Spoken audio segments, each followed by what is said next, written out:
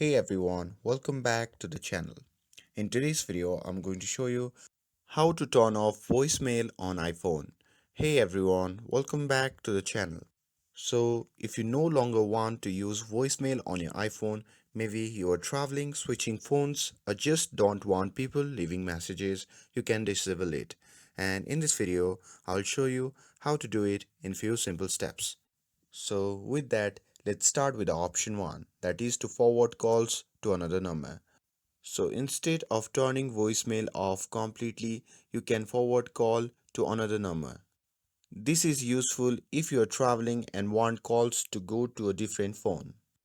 And to do that, you can simply open the settings on your iPhone.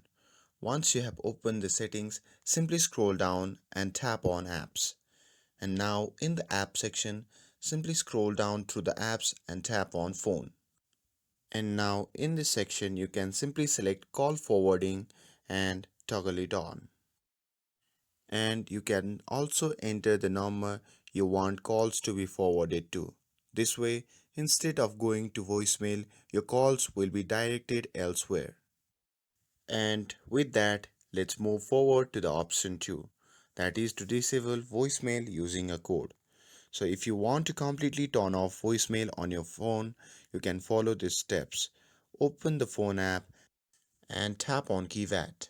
And once you are in the keypad section, simply dial hash hash 002 hash and simply call for that. And here you will see a message saying setting deactivation successful. And you can simply tap on dismiss to close the message.